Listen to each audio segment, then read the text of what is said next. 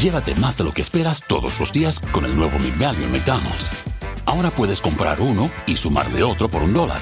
Así que cuando tu equipo favorito enfrente a sus rivales, enfrenta tus antojos con $5 Meal Deals. Y si estás corriendo para alcanzar el desayuno, corre a la app para llevarte ofertas antes del cutoff. Tú decides, y con McValue, tu decisión siempre rinde más. Precios y participación pueden variar. BOGO $1 válido para un producto de igual o menor valor. Debe estar registrado en Rewards para ofertas en el app. Welcome back to Fine Tooning with Drew Taylor, your one-stop shop when it comes to animation news and commentary. I'm entertainment writer Jim Hill, and Mr. Taylor, whose writings on the industry you can regularly read over on The Wrap, and his musings on the Mission Impossible movies you can listen to on Light the Fuse, the official Mission Impossible podcast. He and I are recording this week's show on Monday night, January 27th, and that's because Drew literally just got back from Sundance. So what was that like? Is my camera on, Jim? Can you see how haggard I look here? Let's just see. How many more gray hairs are in my beard? Distinguished. That's distinguished. That's okay, right. As opposed to right. extinguished. Right. But anyway, did we see anything interesting at Sundance? Or Yeah, I saw a lot of films. I mean, I think our our listeners would love the new Sally Ride documentary, Jim, that's coming to National Geographic. Oh, wow. That you are going to really get a kick out of. It is just wonderful. So I got to meet that filmmaker and also Sally Ride's long-term partner, as well as her sister, who was a member of the clergy that was excommunicated because she was also gay. I mean, it's a really fascinating story, and of course I was like in bed in my Airbnb, like sobbing in front of my laptop. So it'll get you. Oh, Yeah. Okay. Yeah. I it's so interesting.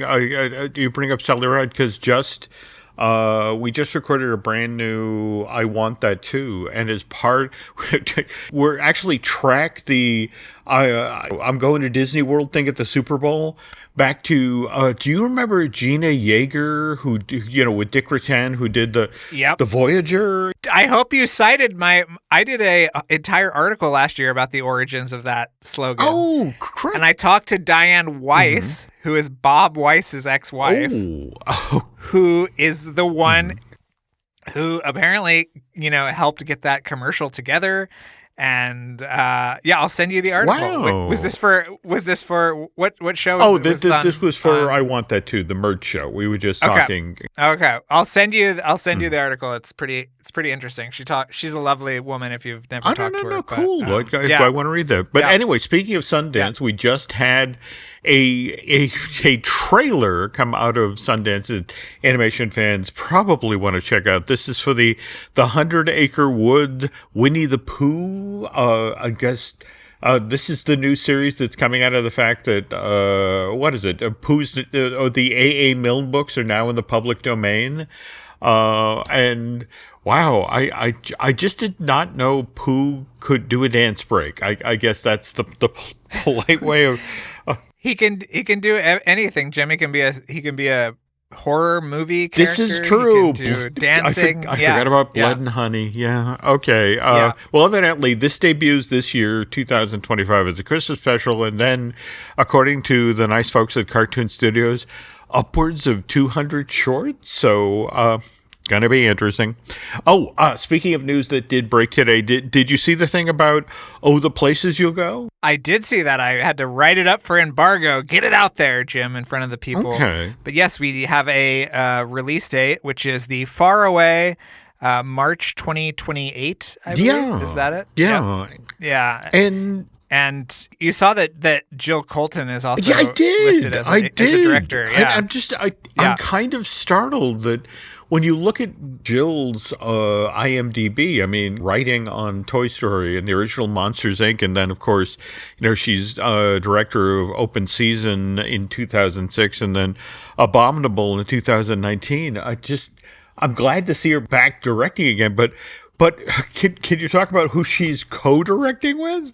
Yes, John M. Chu, the director of Wicked and Wicked for Good, which should probably explain why that release date is so far back, because he will be very much tied up in the Wicked world for the next year, obviously, with Wicked for Good coming out Thanksgiving 2025. There we go. But I'm kind of intrigued by this because, again, the Warner Brothers revealed they had a movie version, animated, of The Places We'll Go in the works back in October of 2020. So it's been perking along, and I guess we only just learned last October that Jill was going to co-direct this. But The Places You Go, interesting movie in that published back in January of 1990. It was the very last Dr. Seuss book to be published while he was still alive. He died the following year of September of 1991, and then there were a couple of things released posthumously. But not to put too fine a point on it, Drew, but 600 million copies of Dr. Seuss books have been sold worldwide. Oh, The Places You'll Go is the premier graduation day gift. That's the other thing I find intriguing about this. Here's your mortarboard, and here's your copy of The Places You'll Go. So, yes. On the other hand, school children all over America are being handed copies of Dog Man books. In fact, 60 million copies of those books are now out there. Series was first published back in 2016, and there's 13 books in the series right now. But of course, this coming weekend we get Dog Man the movie.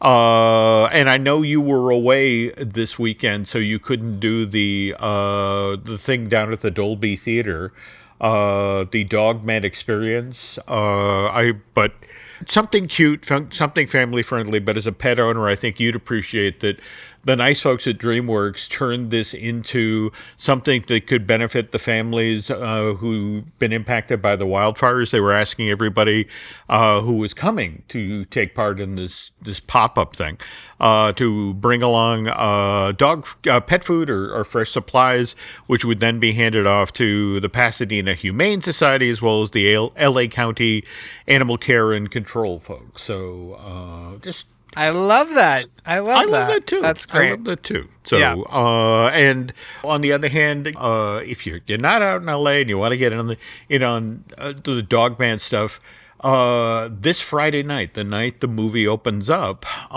January 31st, they're going to light up the Empire State Building in New York City in Dog Man colors. That said, if you're looking for another reason to go check out Dog Man, did you see that we're getting a Bad Guys short in front of it? I know. Yeah, I saw that, and it looks great. It looks really, really cool. And again, you gotta give the folks at DreamWorks credit in that, I mean, especially when it comes to the Bad Guys, they've done a really good job of keeping this franchise, which only got underway, the film franchise, back in April of 2022.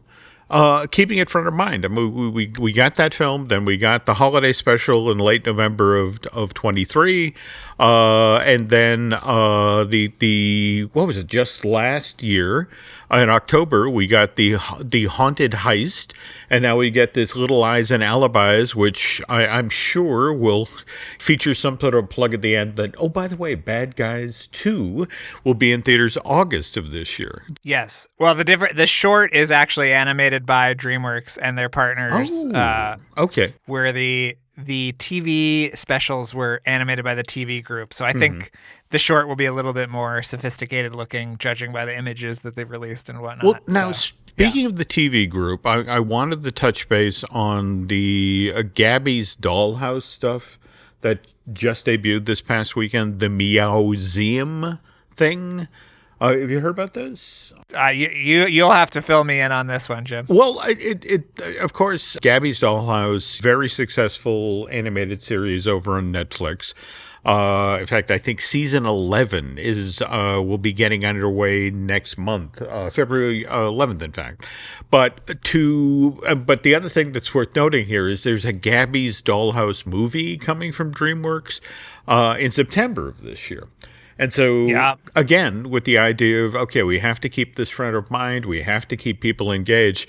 The Gabby's Dollhouse people and the folks at DreamWorks Animation and DreamWorks Feature Animation They've set up this traveling exhibit that will go to 25 children's museums across 8 different states between next month, February and April.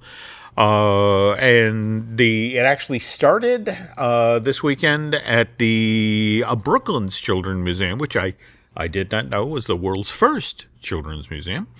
And evidently at every one of these stops along the way, it's like, oh, remember, season 11 starts on Netflix next month, and the Gabby's Dollhouse movie is coming out in September. So, again, it's fascinating to me, this whole business of promotion with animated films. And at the same time, you look at that date, September 25th of this year, and it's like, is that a really good time to put out an animated film? And it's like, well, The Wild Robot went out on September 27th of this year. And that to date has earned $324 million worldwide, not to mention garnering 3 Academy Award nominations, which, by the way, we'll be talking about later on today's show.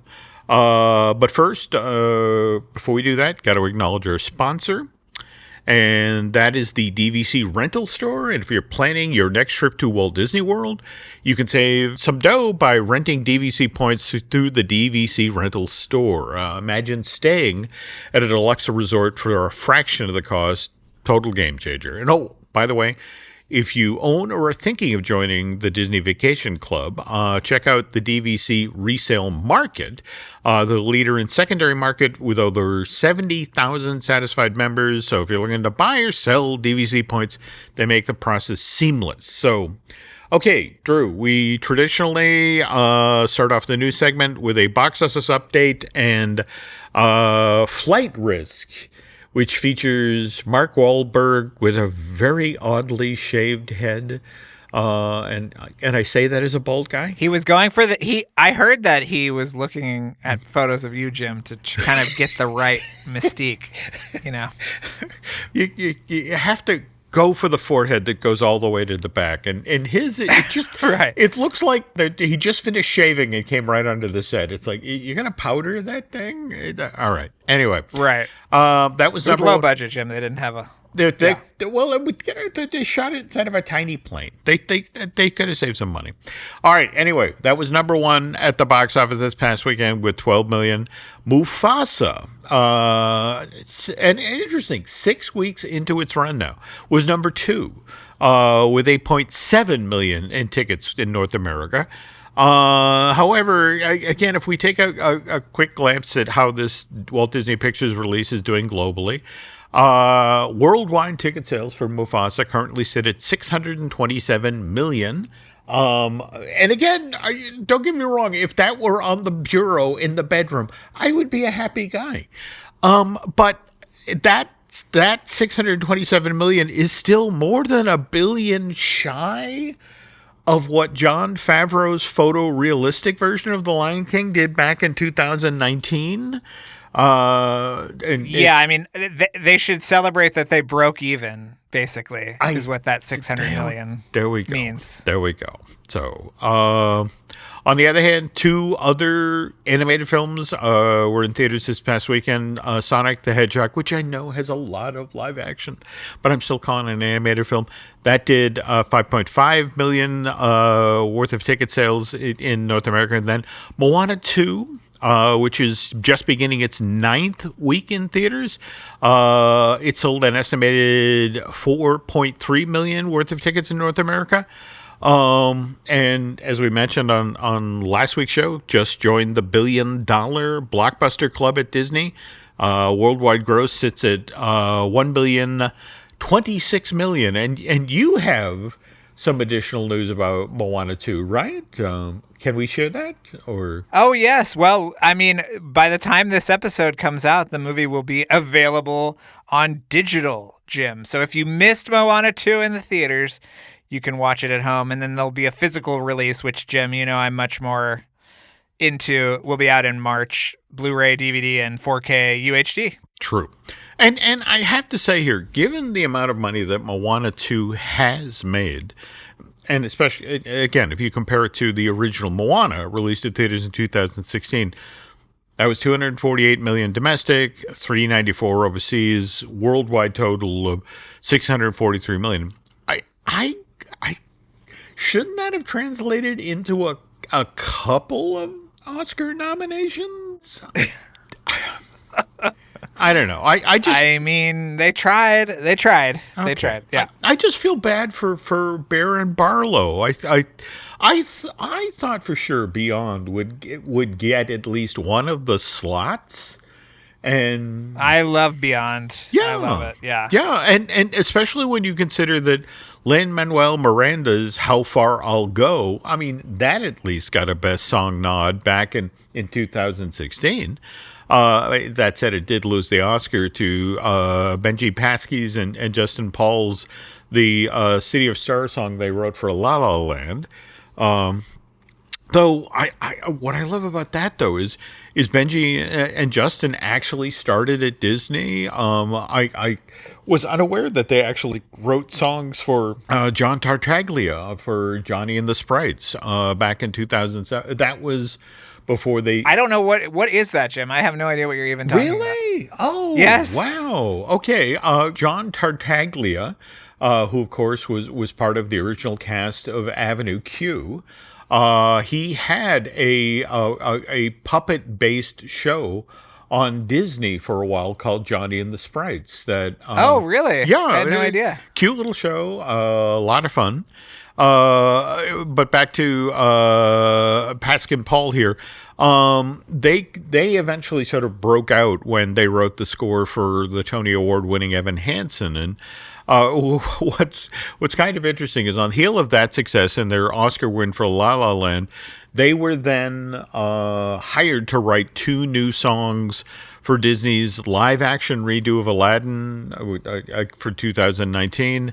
And in between there, they then wrote the songs for The Greatest Showman, which is going to begin its theatrical rollout I'm soon, so glad you right? brought that up, because that's supposed to open in London next year in 2026, and eventually transfer to Broadway. But before that, we get the new songs that Paskin Paul wrote for Disney's live-action Snow White, which arrives in theaters March 21st of this year, and completely free of controversy. Oh, absolutely, yeah. Absolutely. But I guess the lesson here, Drew, is if you want to get hired by Disney, win an award in a category that Mouse was originally supposed to win in, and that'll get Disney's attention. So, anyway, we will do some more news in a moment, but first, folks, this commercial break. Pepsid Complete knows that food is one of the best parts of game day. That is, until heartburn strikes. Thankfully, just one chewable tablet of Pepsid Complete provides dual-action heartburn relief with an antacid that starts working instantly and an acid reducer that lasts all day. So you can stay focused on that second helping of chili without worrying about heartburn. All day based on 8-hour symptom relief studies during the day. Use product only as directed. Sergeant and Mr. Smith, you're gonna love this house. Bunk beds in a closet? There's no field manual for finding the right home. But when you do, USAA Homeowners Insurance can help protect it the right way. Restrictions apply. This episode is brought to you by Indeed. When your computer breaks, you don't wait for it to magically start working again. You fix the problem. So why wait to hire the people your company desperately needs? Use Indeed's sponsored jobs to hire top talent fast. And even better, you only pay for results. There's no need to wait. Speed up your hiring with a $75 sponsored job credit at Indeed.com/podcast. Terms and conditions apply. And we're back.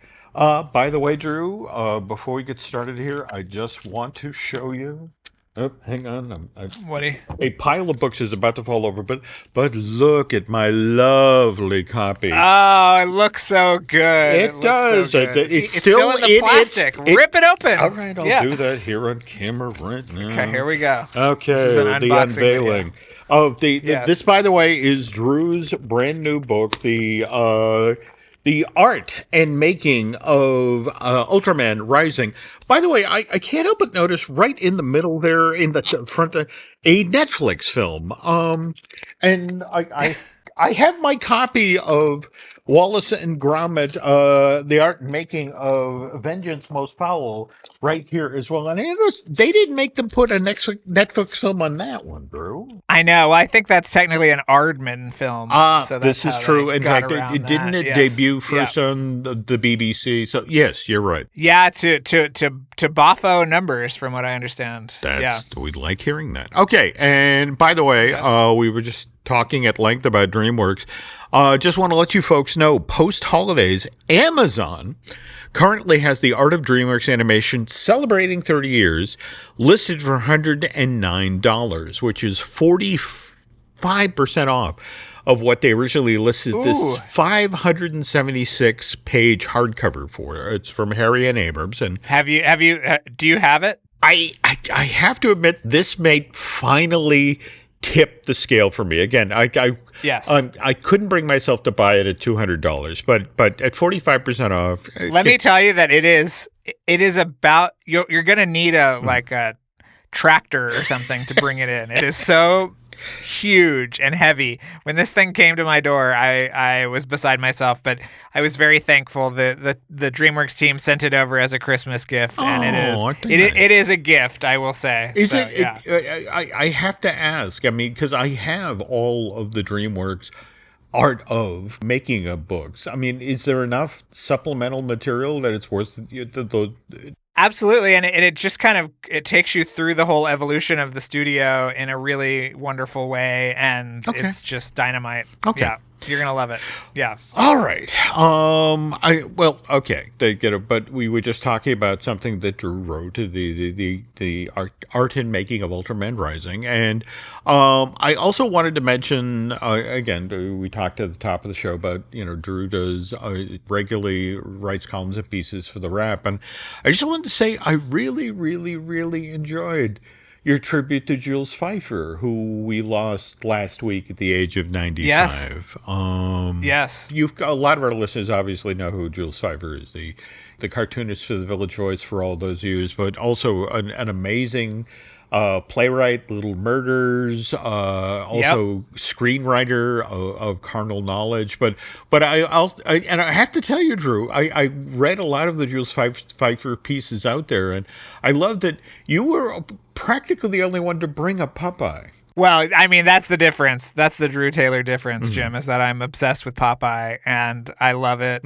And he was such a perfect person to adapt it to. No, totally. Well, that's the other book. In fact, I apologize because I'm going to tell people about a book now that they're going to go out and try to find. And the copies of this right now are going for $500 a piece. But this is Jules Feiffer back in January of 1965 wrote one of the very first books that actually took comic books seriously. This thing's called The Great Comic Book Heroes, The Origins and Early Adventures of the Classic Superheroes of the Comic Books. And again, this is 65, and that the thing is that Jules knew this stuff. And well, I mean, as you mentioned in the piece, he worked with Eisner on The Spirit. Am I right? On The Spirit, yeah. He would draw and ink, I think, The Spirit. Like, he was totally Eisner's protege. It's pretty amazing. Yeah. By the way, I mean, don't get me wrong. I love the Altman movie of Popeye. A wonderful performance by We Just Lost Shelley Duvall. As Olive Oyl, and of course Robin Williams, wonderful in the title role. But I have to say that as good as that film is, if you really want to read something amazing, I mean, face it, Altman always sort of used the screenplays on his movies as, we could do that, but we can also do this. If you really want to read an amazing screenplay, Jules Feiffer's actual script, the one he wrote for Bob Evans for Popeye, is available online right now. Just Google Jules Feiffer and Popeye and it'll come up, and you get to read how the film was actually supposed to end before all the money ran out. Are we talking about the octopus? There we go. There we go. Okay. Slimy Sam. Again, if you're looking for something to read, pick that up.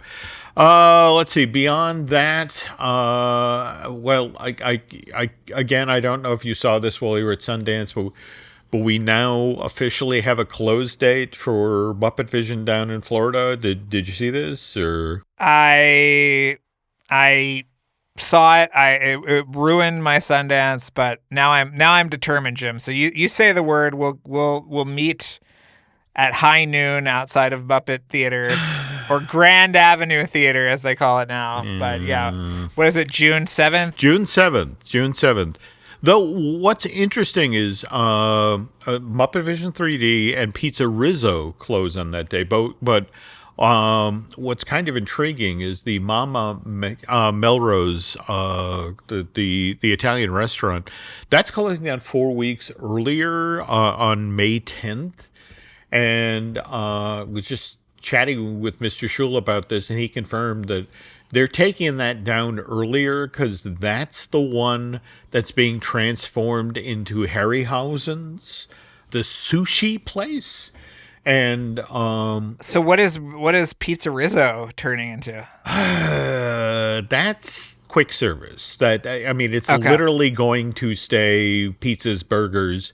Whereas Harryhausen's, they're hoping they can actually turn it into the big new restaurant at the studios. So, but also to help deal with the fact that once MuppetVision goes down, the park's going to need additional capacity. There's actually 2 animation-related shows coming up at Disney Studio in Florida this summer. We have the Disney Villains Unfairly Ever After. That's going into the Lightning McQueen Racing Academy, and that closed. That opened in March of 2019 and closed October of last year. And this one is largely a stuff up on video screens thing. In fact, the main host of it is the Magic Mirror, but at some point in the show, 3 live performers come out on stage, and they'll be playing Captain Hook, Cruella de Vil, and Maleficent. Boring. But the weird part of it is that this supposedly has been 2 years in the making, and that's what they came up with. Yeah, I think I remember the Magic Mirror hosting a Halloween special in about 1985. Boy, tried like 1956. All right, I mean that's Hans Conried with the makeup on. Yes.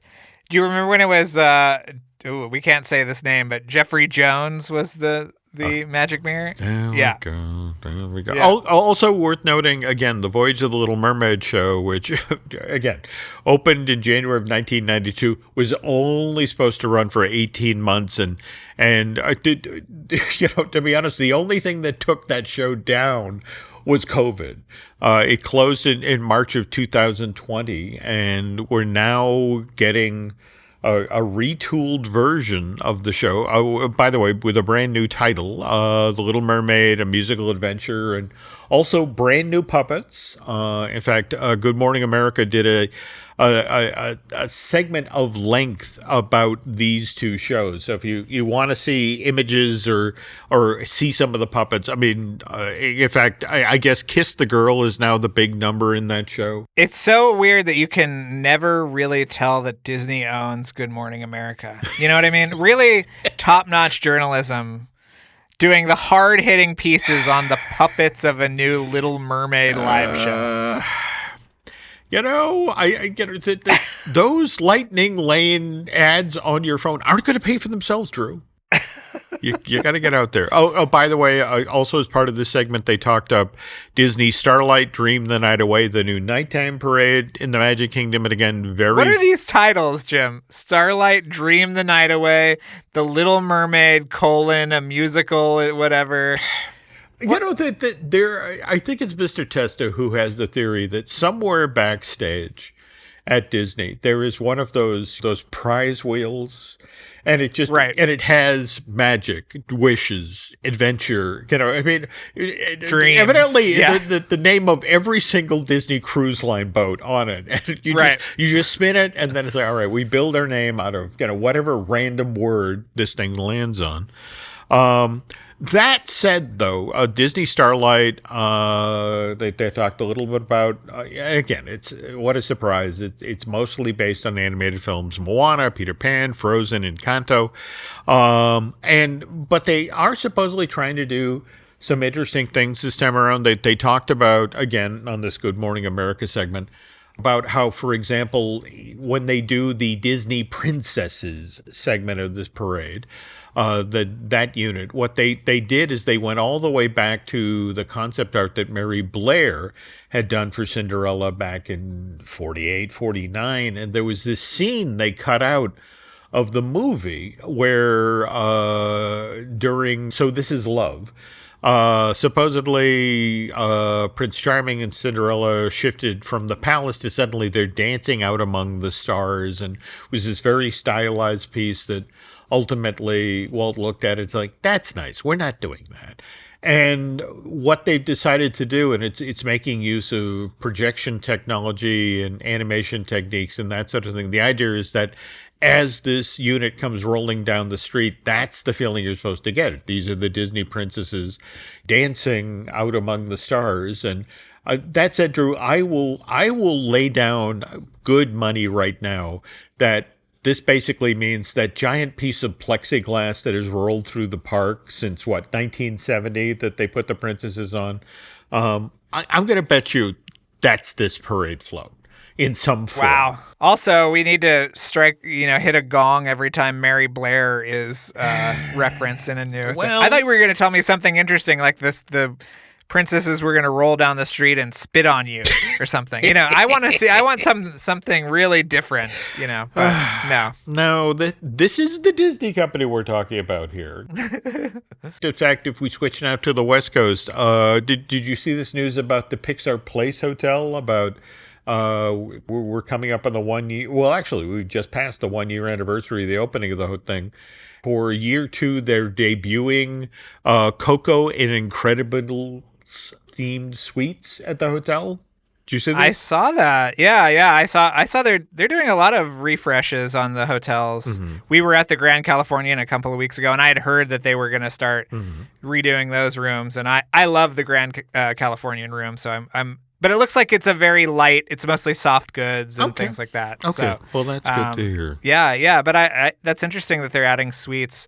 Again, as you and Lynn talk about a lot on the main show, it's all about the have-mores. So having suites and then you saw there's going to be a second concierge level at the Grand Californian. Yeah. So, yeah. So, and not to put too fine a point on it, the Helios Hotel at Epic Universe, they could do the same damn thing. They could let's put in some more suites. Let's upcharge. And I have to admit, I'm kind of fascinated that they're holding the line there. It's just the notion of, it's a nice hotel, but it's not a let's spend the kids' college tuition nice hotel. Right.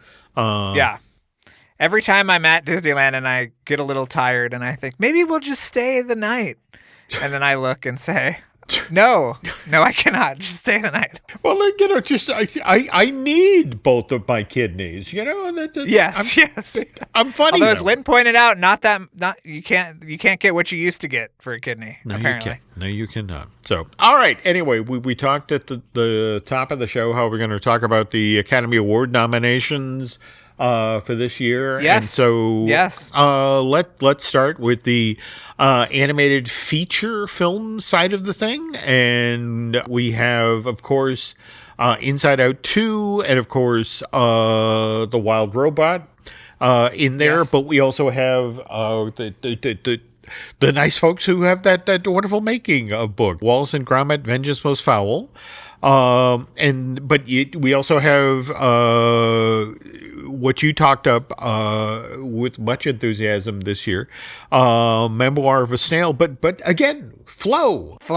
Yeah, Flow is the one to beat, I think, actually, right now. Really? The amount of worried texts I've gotten, Jim, from very big studios about Flow winning is very interesting. I mean, yeah. Now, that said, I have to also put this out there, what I find interesting about the decisions that are made in relation to Flow isn't just up for Best Animated Feature. It's also up for Best International Film. And I wanted to ask, do you think that's a smart play? Yeah, I mean, I don't think it's going to register as international film, but it is the highest grossing Latvian film of all time. Did you see that? It isn't that a compliment, along the lines of you don't sweat much for a fat girl?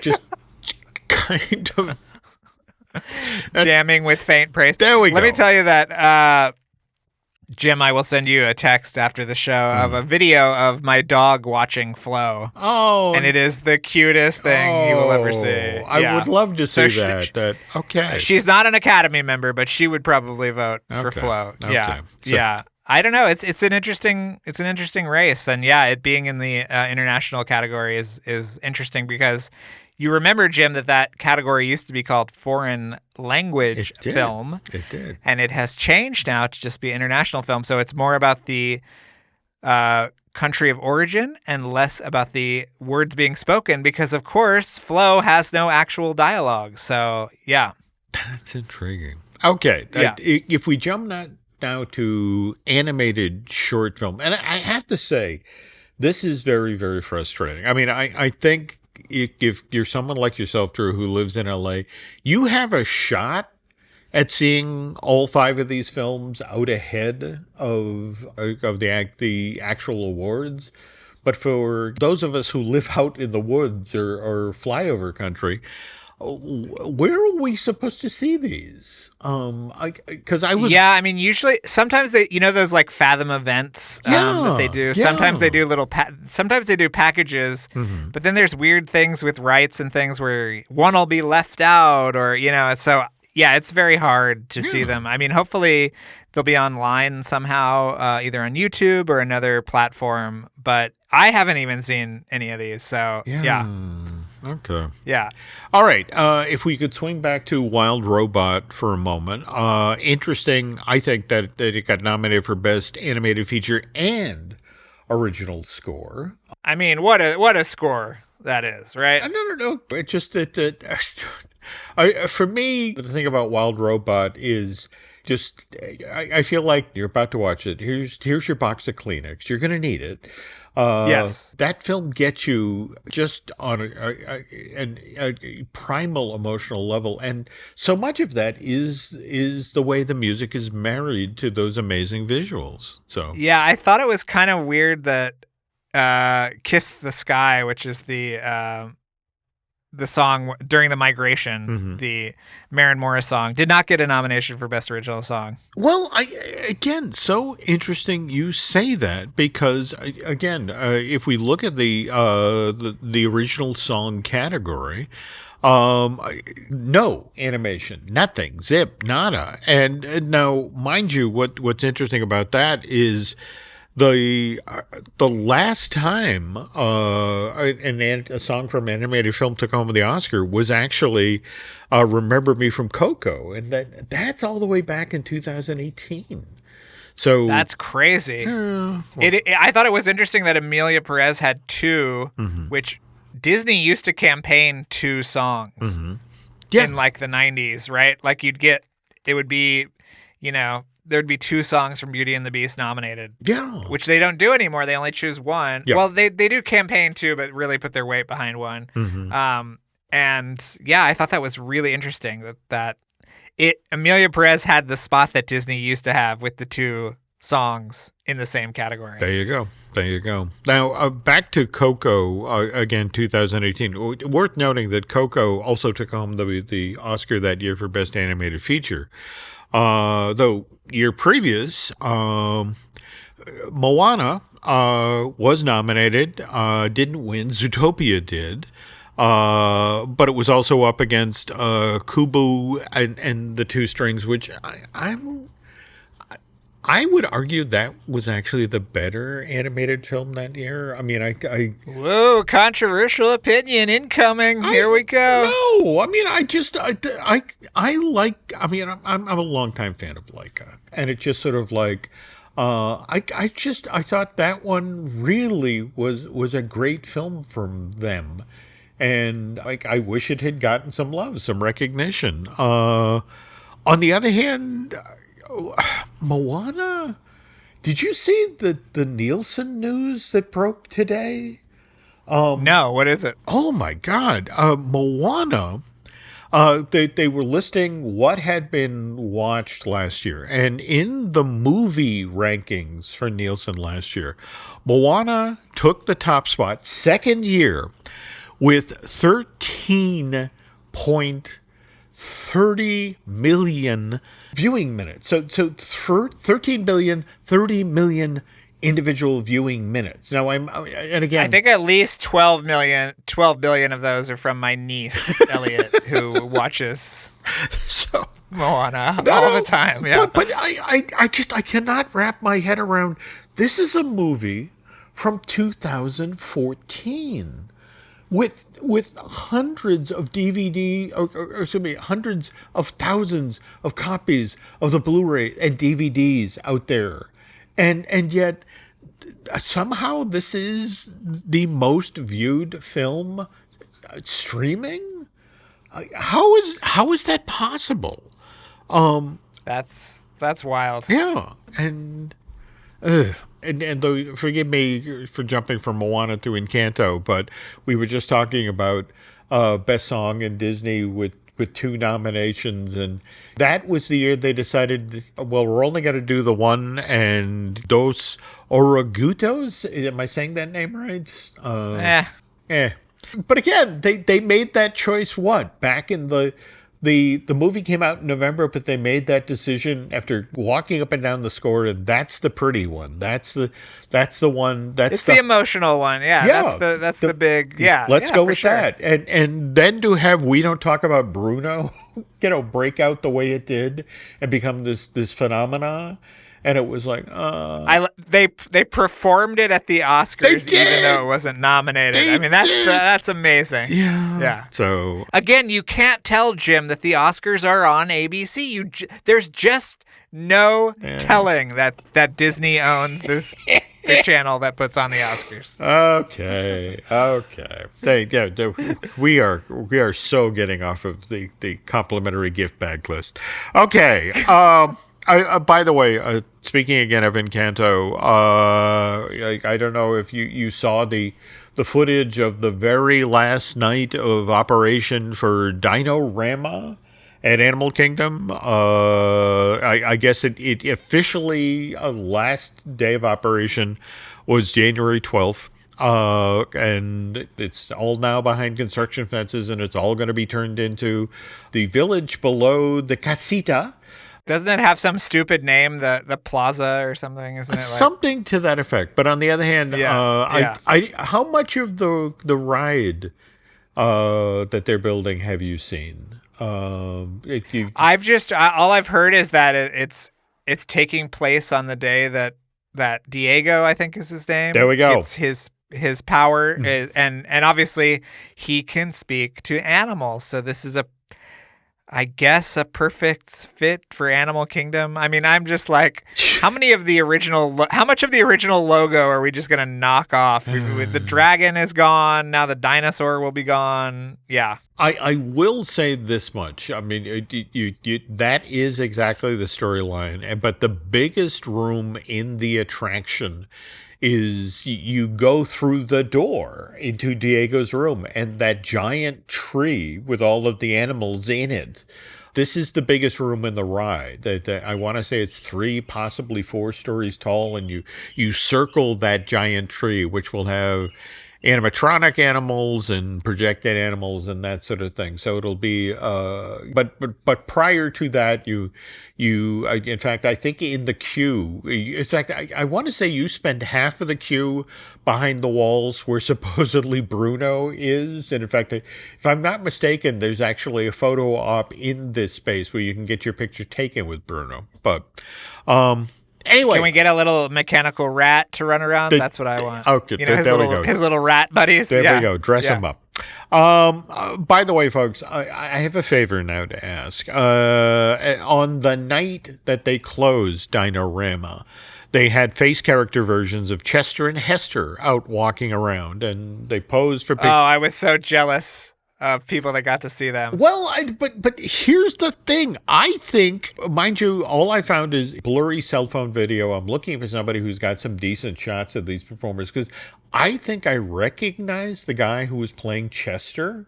And the reason I did that is once upon a time, he was my favorite Emil Bleehole at the Adventurers Club. And I apologize.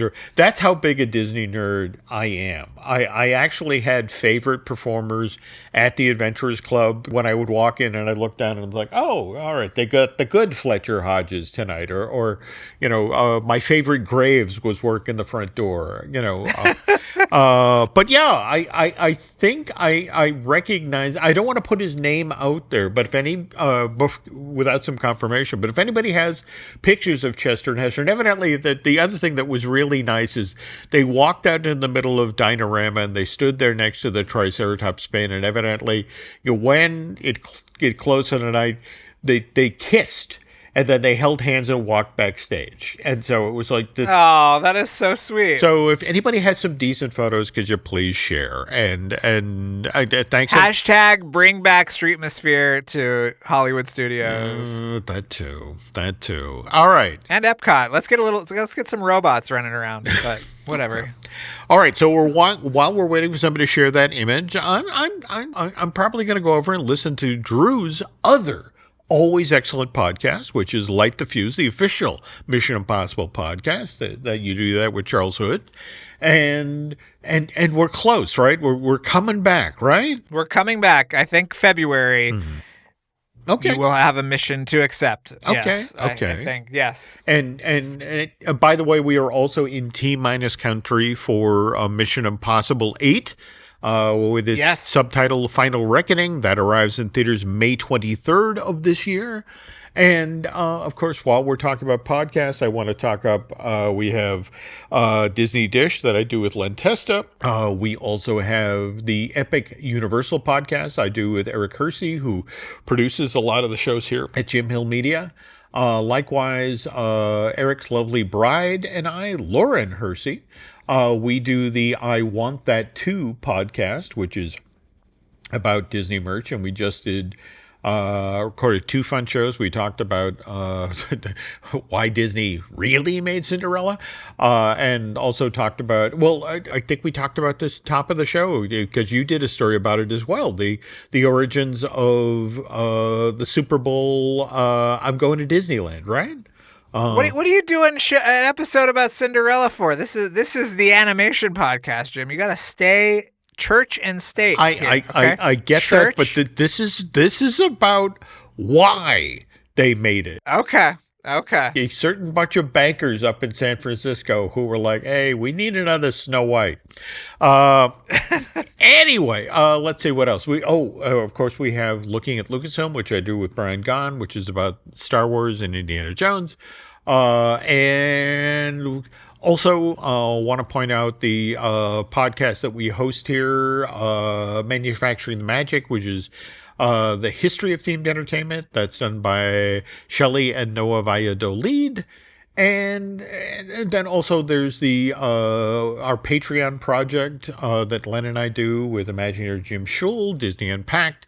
And we just posted, in fact, this past Sunday, a fun look back at Stitch's Great Escape and what a train wreck that was. All the great memories we've had from Stitch's Great Escape. We smelled a hot chili dog. We saw some kuka arms. I mean, we had it. We had it all. There, and we got spit on. Let's not forget about getting spit on. And we got spit on. See, that is what I'm saying, Jim. If we had the princesses spitting on us, it would be a whole new nighttime spectacular. Anyway. A whole new world. Okay. All right. Yes.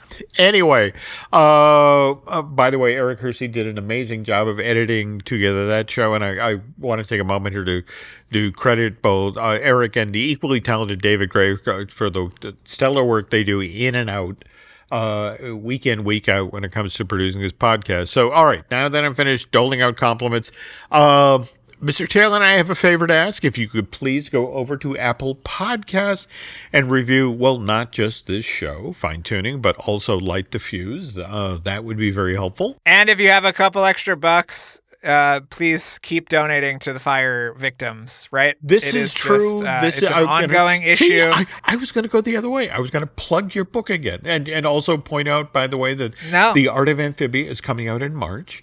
But see, Drew is the one with the good heart. He could have plugged this stuff, but no, he and that is true. We are still dealing with the hey, are the fires officially out now? It started to rain. I don't think they're officially out yet, and it started to rain, which definitely helped, but we're always in danger. And there's a lot of great resources you can get online. You can find the lowest funded GoFundMes. There we go. So you can help some people who haven't gotten the help that they need. Yeah. Obviously, I'm a big animal person and would encourage you to donate to the local humane societies and ASPCAs. And if you can foster or adopt a shelter animal, they desperately need it.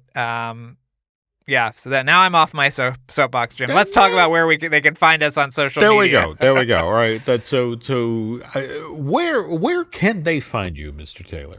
I am still on X for some unknown reason, and I'm still on Instagram for an equally mystifying reason. Both at Drew Tailored, like my first name and then a tailored shirt.